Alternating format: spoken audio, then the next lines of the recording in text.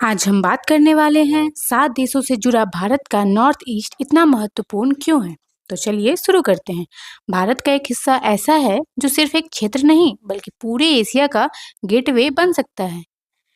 एक ऐसी जगह जो 7 देशों के बेहद करीब है, चीन, नेपाल, भूटान, बांग्लादेश, म्यांमार और साउथ ईस्ट एशिया तक पहुंचने का सबसे बड़ा रास्ता।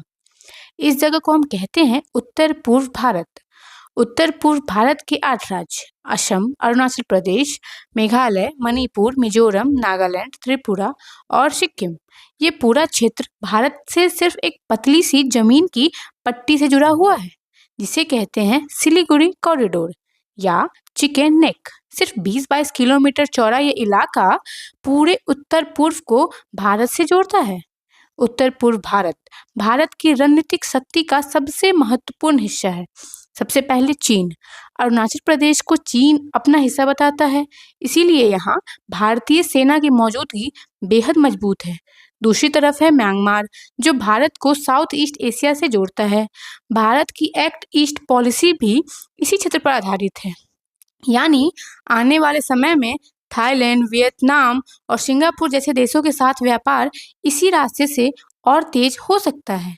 बांग्लादेश के जरिए बंदरगाह और ट्रांसपोर्ट रूट भी उत्तर पूर्व को आर्थिक शक्ति बना सकते हैं। लेकिन उत्तर पूर्व सिर्फ सीमाएं नहीं हैं, ये भारत की सांस्कृतिक विविधता की जीवित पहचान है। सैकड़ों जनजातियां, दर्जनों भाषाएं और इतनी खूबसूरत प्रकृति कि इसे भारत का स्वर्ग भी कहा जाता है।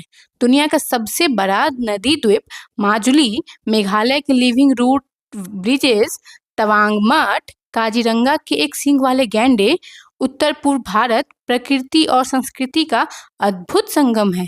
बहुत लोग उत्तर पूर्व को भारत का एक सिर्फ कोना समझते हैं, लेकिन सच्चाई ये है, ये भारत का भविष्य का गेटवे है। सुरक्षा हो, व्यापार हो, संस्कृति हो या एशिया में भारत की ताकत, उत्तर पूर्व की भूमिका बेहद बड़ी है।